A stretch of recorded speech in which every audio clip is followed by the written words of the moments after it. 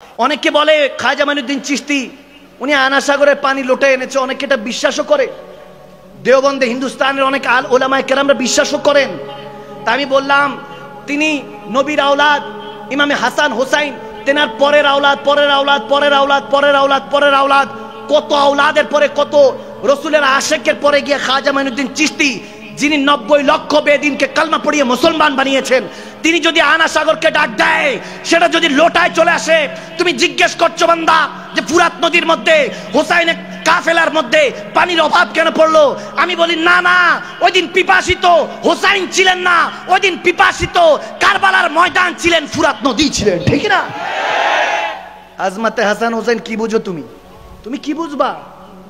তুমি মানো যে হাসান হোসেন জান্নাতের সর্দার, সম্রাট, এই হাদিস মানো, কিন্তু মুহররম আসলে তোমার যখন আমরা কেউ সুন্নি মুসলমানরা শাহাদাতে কারবালা মাহফিলগুলি সাজাই, তখন তোমার গায়ে আগুন জেগে যায়, তখন তোমার এজিদ সম্পর্কে আকীদা বের হয় রহমতুল্লাহ আলাইহি নাউজুবিল্লাহ। এত আস্তে কেন নাউজুবিল্লাহ? এখানে কি হাসানি হোসাইনি নাই? নাউজুবিল্লাহ পড়তে পারবেন না? কিভাবে হয় আপনার এই আকীদা? আপনি মিম্বরে রাসূলে বসে নাউজুবিল্লাহি মিন যালিক আস্তাগফিরুল্লাহ, কিভাবে আকীদা হয় যে আপনি মিম্বরে রাসূলে বসে নওয়াসায়ে রাসূলের উপরে যে তলোয়ার চালিয়েছে, 3 দিনের বেশি শোক পালনের নির্দেশনা নাই, ওটা আমরা মানি। আমরা সুন্নি মুসলমানরা, আমরা আলা হযরতের অনুসারীরা, ইমামে আহলে সুন্নাতদের অনুসারীরা, আমরা এটা মানি। কিন্তু ইমামে হোসাইনের উপরে তলোয়ার চললো, নওয়াসায়ে রাসূলদের উপরে তলোয়ার চলানো হলো, আমরা সেই সম্পর্কে আলোচনাও করব না। এটা কেমন ইসলাম? আবার কেউ কেউ আছে কে হোসাইনি মুসলমান না এজিদি মুসলমান। আমি বললাম এজিদ আবার মুসলমান কবে থেকে? আওয়াজ দেয় না। 39 বছরে 3 বছর খেলাফত পাইছে, করেছে, এরপরে তো ফিনারে জাহান্নামা খালিদিনা। কই গেছে কুকুর, বিড়াল, শিয়াল কোথায় টেনে হেসে খেয়ে ফেলছে, খবরও নাই। কারো যদি এজিদের সম্পর্কে এত ভালো লাগে, নিজের ছেলের নাম রাখেন এজিদ, আগে পরে আমার নবীর নাম লাগানো যাবে না, ডাকবে ডাইরেক্ট এজিদ, যাতে কেউ হেঁটে গেলে আপনাকে বলে ওই যে এজিদের বাপ। আওয়াজ দেয় না। যদি এত মায়া লাগে তাহলে এজিদের বাপ নিজেকে বানান। আমরা তো হোসেনের গোলাম হয়ে বাঁচতে চাই, আমরা তো হাসানি গোলাম হয়ে বাঁচতে চাই। আরে যখন ইসমাইল জবিউল্লাহর কথা আপনি বলেন, 10ই জিলহজে যখন কোরবানি করতে যান, কেন আপনার মনে পড়ে না ইব্রাহিম খলিলুল্লাহর উপরে যখন ইমতিহান আসলো, ইসমাইল জবিউল্লাহকে শাহাদাতের রক্ত পেয়ালা পান করার জন্য হুকুম আসলো, আল্লাহর রাহে যখন কোরবানির হুকুম আসলো, তখন ইসমাইল জবিউল্লাহ দাদা হন, দাদা নবীজির দাদা, ইমাম হাসান হোসেনের দাদা, তিনি হলেন ইসমাইল জবিউল্লাহ ইব্রাহিম খলিলুল্লাহ, তেনারা হলেন দাদা পরদাদা। ওই দাদার উপরে ছুরি তলোয়ার চললো না, ওখানে দুম্বা চলে আসলো, আল্লাহ জান্নাত থেকে দুম্বা পাঠিয়ে দিলেন। জিজ্ঞেস করছেন নাতির বেলায় কেন ছুরি চলছে? তাহলে বুঝেন নাই বান্দা, ইশক ইলাহি আরেক জিনিস, ইমতিহান ইলাহি আরেক জিনিস।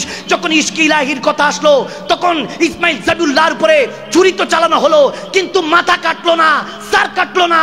কিন্তু হোসাইনে যখন হোসাইন রাদিয়াল্লাহু তাআলার উপরে ছুরি চালানো হলো, গর্দান দিয়ে দিলেন। দুইটার পার্থক্য বুঝেন আজকে মুসলমান, ভালো মতো দিলের মধ্যে মুখস্থ করে যান। দুইটার পার্থক্য হলো দুটোটাই, একটা 10ই জিলহজ আর একটা 10ই মুহররম। ওই 10ই জিলহজ দিয়ে বছর রক্ত দিয়ে শেষ, আবার 10ই মুহররম রক্ত দিয়ে শুরু, স্যাক্রিফাইস দিয়ে শেষ, স্যাক্রিফাইস দিয়ে শুরু। মুসলমানের কোনো নববর্ষ বলতে কিছু নাই, সবই হলো স্যাক্রিফাইস। আল্লাহর জন্য, রাসূলুল্লাহর জন্য স্যাক্রিফাইস করতে হবে, আপনাকে ত্যাগ করতে হবে, কারণ ত্যাগই প্রকৃত সুখ। আপনি ভোগে সুখ পাবেন না। ইমামে হোসাইনের বেলা আর ইসমাইল জবিউল্লাহর বেলা শুনেন, ইসমাইল জবিউল্লাহকে আল্লাহ তলোয়ার থেকে এজন্য হেফাজত করেছেন, কারণ তেনার মধ্যে নূরে মুহাম্মাদি ছিল, নূরে মুহাম্মাদি ছিল। আর ইমামে হোসাইনের বেলায় তলোয়ার চালিয়ে দিয়েছেন, কারণ তেনার দ্বারা দ্বীনে মুহাম্মাদি জিন্দা রাখতে চেয়েছেন। কষ্ট হচ্ছে, ওয়াজও করতে হয়, ওয়াশও করতে হয়। আর এই ওয়াশ ব্রেন ওয়াশ না, এটা কলবের ওয়াশ। আহা, শেখ হুসাইনে কারবালার কথা শুনতে বসেছেন, আপনাদেরকে মোবারকবাদ। আলহামদুলিল্লাহ পড়বেন না? কসম করে বলছি, ইমামে হোসেন হোসেন আপনাদেরকে দেখে বড় খুশি হচ্ছেন। এখন যাদের সরদারিতে যুবক জান্নাতে থাকবো, তেনার মাকামে, তেনার মজলিসে বসেছি। 22,000 ইয়েজিদির সামনে 72 নিরস্ত্র হুসাইনি কারবালা নওয়াসায়ে রাসূলুল্লাহ দাঁড়িয়েছিলেন।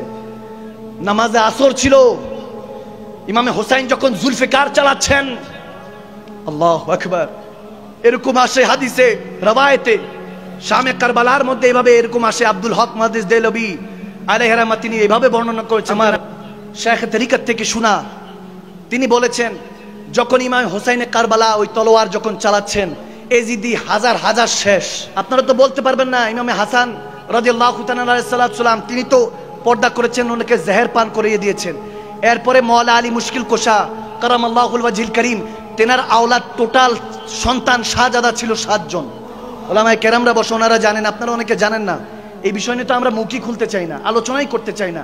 আমরা এখন এরকম অবস্থা হয়েছে, আহলে বায়তের শান বললে প্রথমেই একটা সিলমোহর নিয়ে দাঁড়ায় থাকে শিয়া। নাউজুবিল্লাহ পড়বেন না? আমি বললাম হাসান হোসেন আমাদের, তেনাদের নাম মুবারক নিলে কিসের শিয়া?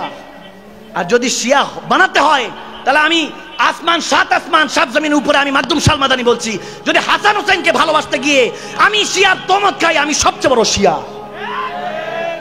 কিসের বলে, কিসের সাথে কিসের তুলনা করে? ইমাম শাফি রাহমাতুল্লাহ আলাইহি, ইমাম আবু হানিফা, ইমাম আযম আহলে বায়াতের প্রেমিক ছিলেন। লাশ মোবারক উঠেছে জেলখানা থেকে, ইমাম শাফিকে জোর করা হয়েছে যে আপনি এজিদের প্রশংসা করেন। তিনি বলেছে কখনো না, মৃত্যু এসে গেল আমি এজিদের প্রশংসা করব না। লানাতুল্লাহ আলাল কাযিবি, সে হলো তার উপর আল্লাহর গজব পড়ুক, লানাত পড়ুক, এই কথা বলেছেন ইমাম শাফি। শাহাদাতের জাম পায়রা চাবুক মারা হয়েছে তেনাকে। সুবহানাল্লাহ বলে না? ইমামে হাসান হুসাইনের শান বলার কারণে উনি চাবুক খেয়েছেন ইমাম শাফি।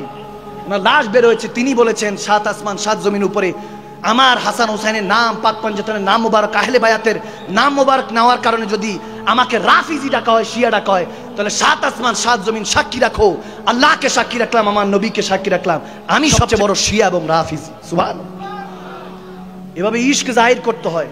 ইশক পেয়ালা চাখা নেই, সুফি বানা তো ক্যা হুয়া। ইশক পেয়ালা চাখা নেই, এখনো ইশকের শরবত পান করেন নাই, যতই দরবেশগিরি দেখান কোনো লাভ নেই। আল্লাহ রাসূলের প্রেমের শরবত পান করতে হবে, তখন গিয়ে এইসব কথা বুঝে আসবে। ইমামে হুসাইনে কারবালা তলোয়ার দিয়ে হাজারো এজিদিকে যখন জাহান্নামে পাঠিয়ে দিলেন, ওই দিন এই তলোয়ার কেউ নামাতে পারতো না। খোদার কসম করে বলছি, ইমামে হুসাইন আর শের খোদা আলীর শের রসুল আরবি সিংহ ইমামে হুসাইনে কারবালা, তেনাকে আটকাবে এরকম ক্ষমতা কার আছে? কারণেই আপনি তাহলে জানেনই না।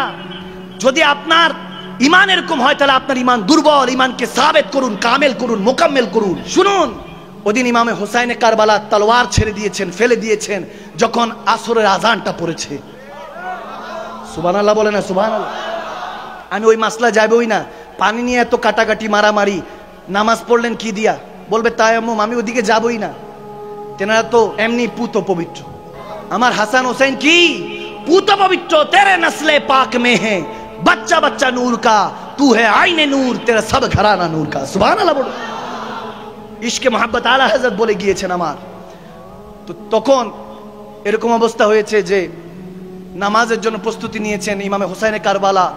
তিনি ইমাম হুসাইন কিছু জনকে পাঠালেন যে যাও সীমারের সাথে কথা বলো, আমরা নামাজের পর দরকার পড়লে যুদ্ধ করব। যদিও নিরস্ত্র, তেনারা তো মেহমান হয়ে গিয়েছেন, নিরস্ত্র, তেনাদের উপর তলোয়ার চালানো হলো।